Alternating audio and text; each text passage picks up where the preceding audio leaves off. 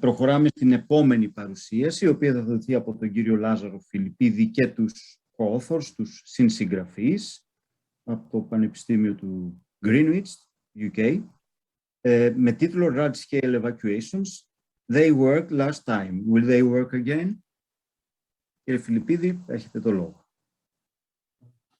Μάλιστα, με ακούτε, φαντάζομαι ακούτε, βλέπετε την παρουσίαση. Βεβαίως, you may talk in English if you prefer. Okay, yes, I will continue in English. Thank you very much. So, thank you. The talk will be on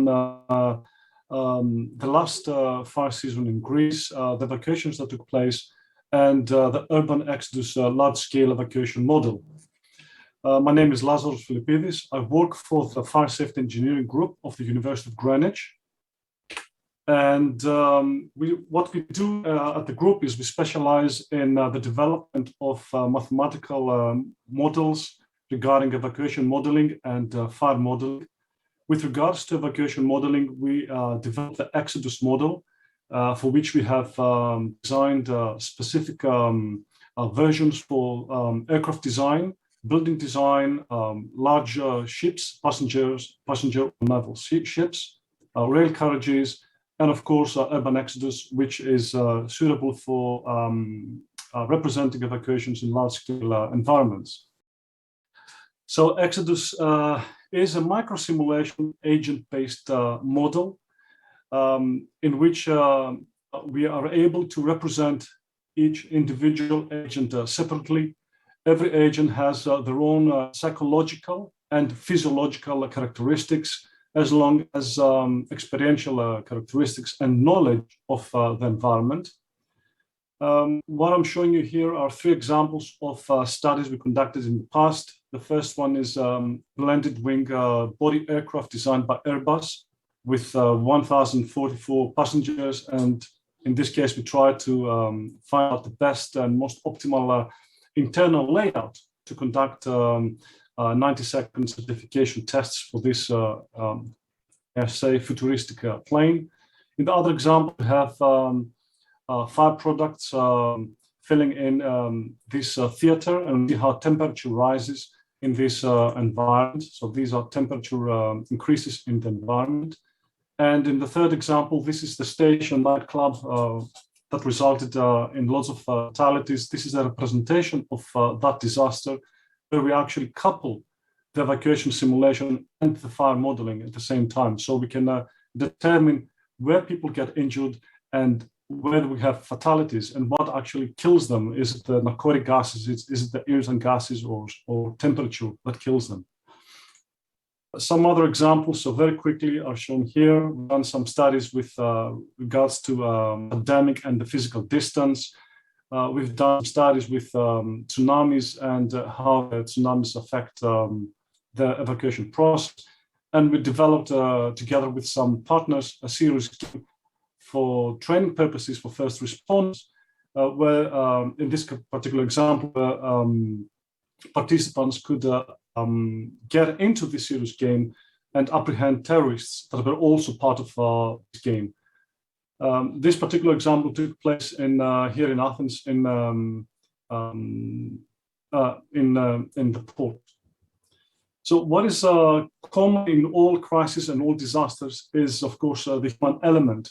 And therefore, it's extremely important to be able to understand what the people's response and what kind of behaviors they're likely to exhibit during a disaster. And based on this understanding and this knowledge, we can then develop predictive modeling tools that can help us better determine what is the likely response of people in a future disaster. So some of the benefits that we get from evacuation modeling is, of course, that you can estimate a various number of parameters regarding the process, the entire process. For example, how long it takes to evacuate an area, what kind of efficiency or safety levels you get from the existing evacuation procedures, how you can improve the evacuation procedures that you already have and how to make them better, what kind of safety margins are afforded by the incoming hazards, so you can determine the time difference between the completion of the evacuation and the incoming hazard. you can determine the impact, as we've seen, that hazards have on the population, what kind of injuries you have, what kind of where you were, and what kind of fatalities numbers you'll get, depending on the hazard. You can determine the optimal evacuation routes, and you can accommodate for the demographics of your population. You can have different kinds of populations if you're talking about, let's say, a city center or a music festival or different kinds of events. So in our case, Urban Exodus attempts to solve all these problems. Now, going back to our recent fire season, in the Mediterranean, we experienced a large number of fires. The amount of burnt area significantly increased when compared to the previous years. So this is something that actually compounds the problem. And what we've seen specifically in Greece is a very large number of fires. The fire season actually started early. The heat wave that actually we experienced, that the multiple day heat wave didn't help the conditions, the situation. And we've experienced, and we actually saw a large number of evacuations that took place. Now, the priorities for any emergency response, of course, are to protect life, protect property, and protect the environment. In some cases, the last two may be swapped. So you might want to protect the environment more than property, depends on the case. What we have seen after the dramatic effects of the Marty fire in 2018 is a paradigm shift where early and preemptive and full evacuations take place. And this is something that we also saw in the recent fire season in 2021. A large number of evacuations took place. No major injuries or fatalities occurred due to the lack of evacuation. So in that sense, these evacuations were deemed successful. Other reasons for them being successful is the fact that we had sufficient available time to conduct evacuations. The weather forecasts also predicted the heat waves, so the authorities were prepared for the heat waves, and no major critical infrastructures were involved or affected during those events. Nevertheless, while the 2021 evacuations were successful, can we be sure that the same thing will happen in the next year? Can we be sure that they'll also be successful in 2022? Well, I don't think we can be complacent. Now, some of the issues that arose during the previous fire season was the fact that a lot of residents, especially in the rural areas, questioned the need for full evacuations, and many of them wanted to stay behind and protect their properties. And in some cases, they were actually successful in doing so. Now, the desire of people to stay and defend should not come as a surprise. In many cases, this is a common phenomenon, not only in Greece, but throughout the world. But one issue that perhaps we should consider is that a preemptive and universal applied full evacuations may deplete the threatened area of potentially useful civilian resources. Local population normally has local knowledge and in many cases equipment that could be utilized during a wildfire mitigation activities. For example, they can use equipment for fuel reduction, for opening escape routes, or for creating cut lines and so on. If this can happen, then the fire services can concentrate on more on tasks that require higher risk. Of course, for this to be able to happen, the local population must be able to help, must be perhaps trained, and of course not be a hindrance to the efforts of the fire service. Otherwise, this shouldn't happen. So perhaps a more dynamic approach is what we should look for, where the general public is evacuated early, but some trained individuals, local people that are willing and able to help, actually do help, most probably in collaboration with the fire services. Of course, as mentioned in the previous presentation, refuge locations must exist and these refuge locations must also be known to the people. So if the need arises, they can actually escape and can shelter in those locations. Now, going back to evacuation modeling, engineering-based evacuation simulation tools can help authorities in formulating appropriate evacuation procedures for specific regions and for a plethora of what-if scenarios, and for a plethora of multi-hazards, which can include fire, tsunamis, floods, chemical spills, or combinations of these hazards. So the use of evacuation modeling can increase the authorities' preparedness levels. They can promote and increase at the same time risk perception, communities' risk perception, and it can strengthen community resilience. And this is something that is extremely important, actually something that is promoted throughout the world from all kinds of agencies and authorities that deal with crisis management. These kind of tools can also be used to disseminate evacuation plans to the public, as normally those plans are not known to anybody except those who actually compose those plans. So they can be used for that reason as well. Going now to specifically to urban exodus. As I mentioned earlier, it's a unified model that actually couples pedestrian, vehicle, and hazard model data in one environment where you can assess and test various evacuation procedures and scenarios.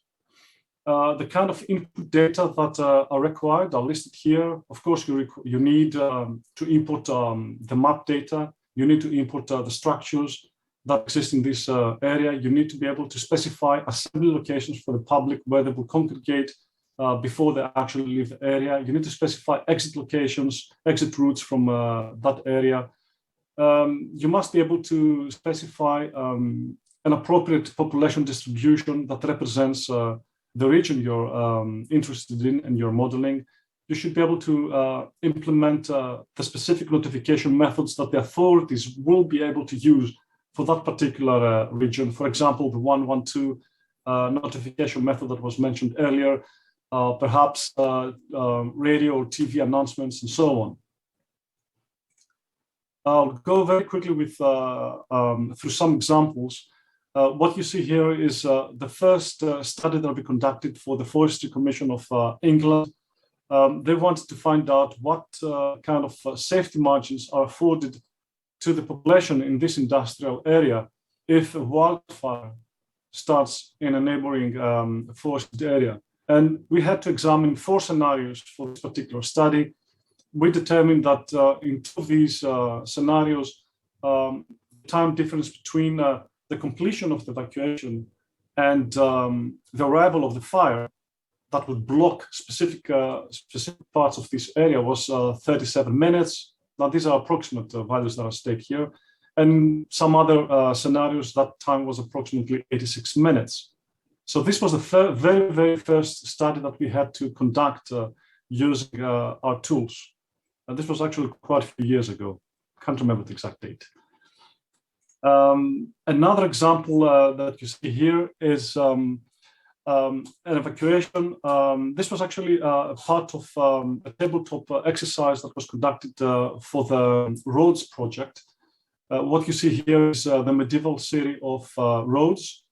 And what we had to do is we had to recreate the evacuation procedures that exist for this city, but also incorporate the specifics of the tabletop exercise.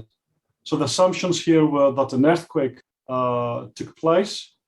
There was fear of tsunami, so the gates along the seafront should not be available. We had collapse of several structures over here and over here. And at some point, while the gate was available, what actually happens right now, a fire broke out of this gate, so this gate became unavailable, so the people had to redirect. So what you see here is the evacuation process, the assembly process, and then the evacuation process from this area. Another example is shown here. This is now the fully coupled model. You see pedestrian evacuation, vehicle evacuation. So you can see the pedestrians here. Of course, they're out of scale, so we can see them. You can see the vehicles, and you can see the approaching wildfire. This area is Marysville in Australia. We try and represent here conditions very similar to the 2009 wildfires that devastated that area. So what we see in this particular case is the evacuation taking place. We assume that the pedestrians, as in reality, went to an area called Oval over there, while the vehicles went to the north exit. At some point, when the north exit becomes unavailable because the wildfire has reached that area and has blocked it, the traffic redirects away and goes back to the Oval as a refuge location. The final example that I will show you is also the last demonstration. Έχετε 1 με 2 λεπτά, όχι παραπάνω. That's fine, that's fine. The last example that I will show you is was conducted for the INPREP project. Again, it's a coupled model with vehicles and pedestrians. All I want to mention in this is, let me just put it forward, is that we had, let's say, 2 hazards. Of course, the wildfire always includes smoke and the fire, but in this case, we actually had to incorporate 2 data sets. So we had incorporated the fire front and the smoke plume. The smoke plume included data regarding particulate matter 2.5. And using that information, we could be able to assess what kind of exposure the population was experiencing. And in some cases, the population experienced levels of PM 2.5 17 times greater than the guidelines set by the World Health Organization. Sorry. So based on this, we can tell that the population experiencing this kind of conditions were their health was significantly affected. So while they may have survived their event, they might actually be heavily injured past the end of the event. So if evacuations have to take place, they have to take place early. However, contingency planning is essential, as the next incident might differ with our current experiences. Local knowledge is essential for efficient mitigation strategies.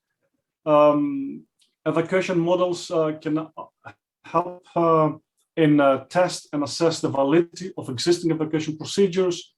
They allow you to examine numerous what-if scenarios and predict what is the likely outcome of a crisis. Without the use of such models, it's almost impossible to achieve these goals. I think I'm probably over the time, so some references. Thank you very much. If you have any questions, I'll be happy to answer. Thank you very much. A very interesting presentation, but unfortunately we have no more time. So we have to go ahead immediately to the next presentation.